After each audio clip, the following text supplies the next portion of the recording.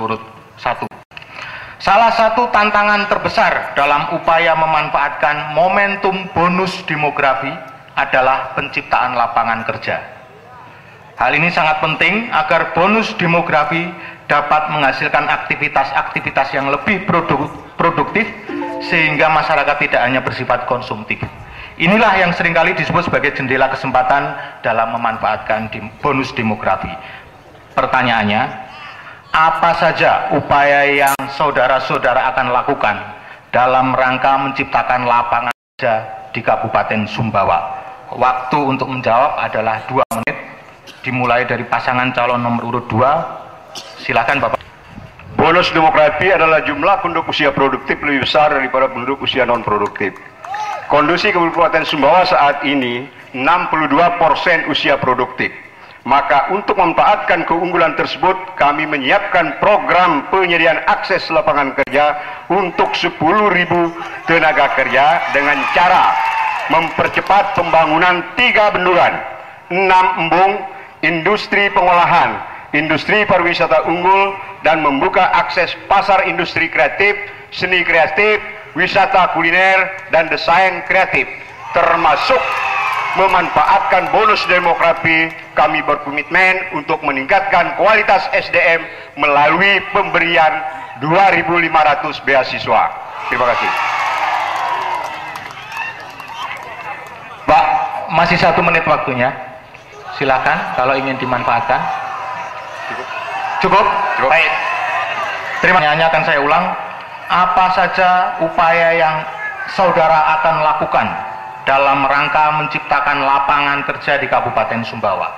2 menit dari sekarang, Pak. Silakan. Terima kasih Pak Moderator. Bonus demografi merupakan kondisi di mana porsi jumlah penduduk usia produktif jauh lebih besar dibandingkan dengan usia penduduk tidak produktif. Ada yang kami lihat, yang kami tahu bahwa bonus demografi di Indonesia ini diperkirakan antara 65 sampai 70% yang sedang terjadi.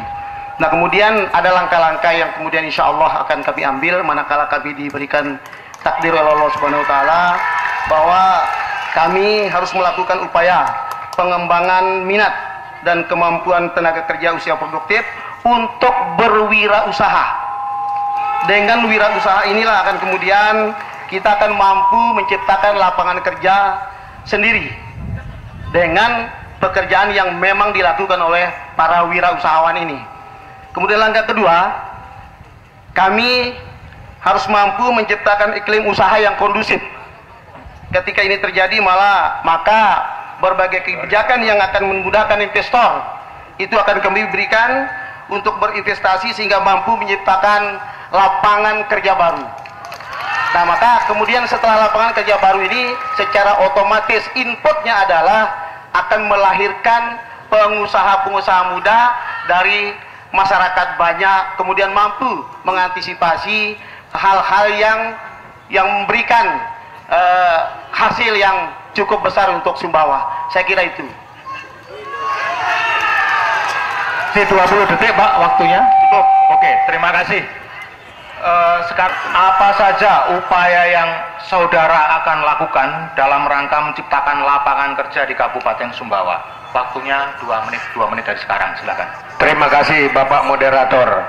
Kami memahami bahwa usia produktif ada 62%.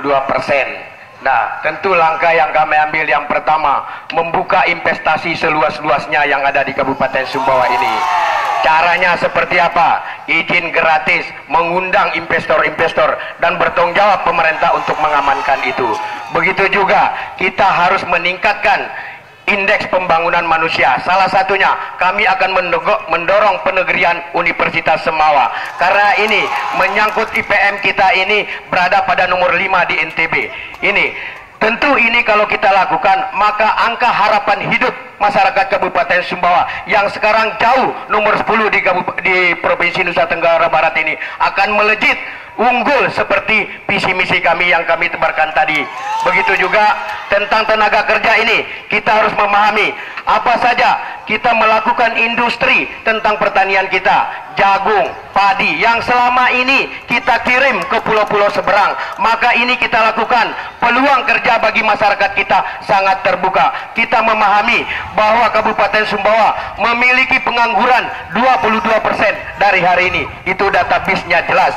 Tentu kami ke depan bagaimana memberi semangat supaya PDRB kita meningkat, karena menyangkut itu semua adalah tentang angka harapan hidup masyarakat Sumbawa yang jauh nomor 10 pada hari ini di Provinsi Nusa Tenggara Barat. Tentu kalau indeks pembangunan manusia kita dorong, maka peluang kerja bagi anak-anak kita, bagi adik kita, daya manusia ini harus kita sepakati. Kami mendorong ini semua supaya pertanian, peternakan menjadi industri di Kabupaten Sumbawa untuk membuka ruang bagi lapangan kerja di masyarakat kita ke depan. Terima kasih. Barangkali ada tambahan dari calon wakil bupati. Waktunya sudah habis. Dan baru saja kita mendengar visi misi program dan aksi konkret yang ditawarkan oleh para calon terkait dengan sektor kependudukan dan ketenaga kerjaan. Berikutnya kita akan ke tema pendidikan. Ini juga tidak kalah pentingnya tema ini. Saya kira akan sangat menarik nanti. Baik, sebelumnya kita ikuti dulu visualisasi ini sebelum kita mendiskusikan tema pendidikan. Visualisasinya sudah siap, Mas?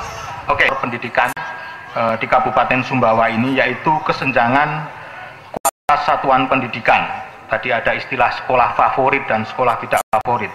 Kita juga bisa melihat kualitas sarana dan prasarana pendidikan di banyak tempat di wilayah Kabupaten Sumbawa ini yang masih memprihatinkan kondisinya. Fenomena tersebut menjadi hambatan bagi siswa terutama dengan latar belakang ekonomi yang lemah dan tinggal di wilayah terpencil untuk mendapatkan atau untuk mengakses pendidikan yang berkualitas.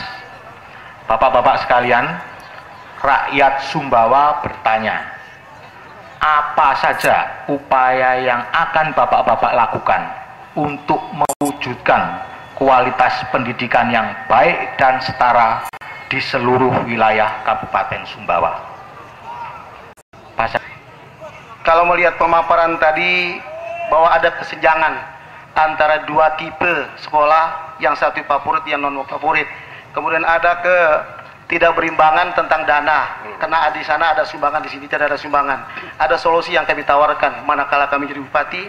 Pertama, kami akan melakukan memberikan peningkatan kompetensi guru melalui serangkaian pendidikan dan pelatihan, dan membuka kesempatan bagi guru untuk meningkatkan jenjang pendidikan.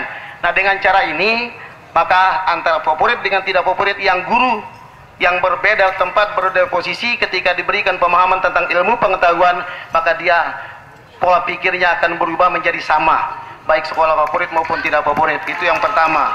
Kemudian yang kedua adalah kami ingin memastikan bahwa semua sekolah yang ada di Kabupaten Sumbawa ini nanti kaitan dengan sarana dan prasarana akan diberikan sama rata. Tidak ada yang duduk sama rendah, berdiri sama tinggi, semua sama. Nah, ketika ini diberikan ditunjang dengan kemampuan pendidik yang berpengetahuan intelektualnya sama, maka kemudian tidak ada lagi sekolah favorit dan non favorit. Karena ini yang akan mengatur kesenjangan tentang pendidikan di tanah Sumbawa ini. Dan tidak hanya di Sumbawa, Pak, sampai di ibu kota Jakarta pun ada. Solusinya hanya itu yang kita tawarkan untuk Kabupaten Sumbawa ini. Saya kira itu, Pak. Cukup. Terima kasih. Untuk mewujudkan kualitas pendidikan yang baik dan setara di seluruh wilayah Kabupaten Sumbawa. Waktunya 2 menit dari sekarang. Ya, terima kasih. Untuk bagaimana supaya semua pendidikan bisa setara di lini pendidikan di sekolah-sekolah, yang pertama yang akan kami lakukan yaitu peningkatan kompetensi guru. Ya, ini melalui pelatihan-pelatihan. Yang kedua, bagaimana ya penempatan tenaga pendidik ini ya disebar secara merata. Tidak ada satu sekolah tenaga pendidik yang punya kompetensi yang baik, ya punya kemampuan yang baik itu berkumpul di sekolah. Jadi pemerintah daerah berperan untuk mendistribusikan tenaga pengajar secara merata ke seluruh sekolah. Yang ketiga adalah bagaimana harus juga ditunjang oleh sarana dan prasarana pendidikan. Nah, kami punya program unggulan. Ya, kami punya program untuk menunjang visi misi kita khusus di dunia pendidikan. Kita tahu ya, tenaga-tenaga sukarela, tenaga-tenaga honor ya dari dunia pendidikan, mereka mendapat penghasilan yang minim, bahkan di bawah upah minimum Kabupaten Sumbawa. Apabila Jack Iwan dipercayakan untuk memimpin Kabupaten Sumbawa, tenaga honor, tenaga sukarela dari unsur pendidikan akan angkat ya menjadi tenaga kontrak dan mendapatkan kesejahteraan sesuai dengan upah minimum kabupaten. Karena kunci daripada pendidikan adalah tenaga pendidiknya. Terima kasih. Lanjutkan. Kita harus paham bahwa undang-undang sudah mengamanatkan kepada kita 20% dari APBN untuk meningkatkan kualitas pendidikan. APBD kita pada hari ini mendukung tentang pendidikan hanya 13% dari APBD kita. Maka kalau Jack Iwan menang, memenuhi tuntutan undang-undang yang ada di negara kita. Bagaimana? Komite boleh ada di sekolah, tapi pungutan-pungutan tidak akan ada dikala Jack Iwan akan menang. Bagi kami gratis, betul-betul gratis, bukan ada pungutan lainnya. Terima kasih. Terima kasih. Upaya yang akan Bapak lakukan untuk mewujudkan kualitas pendidikan yang baik dan setara di wilayah Kabupaten Sumbawa. 2 menit dari sekarang, Pak, silakan. Baik, terima kasih.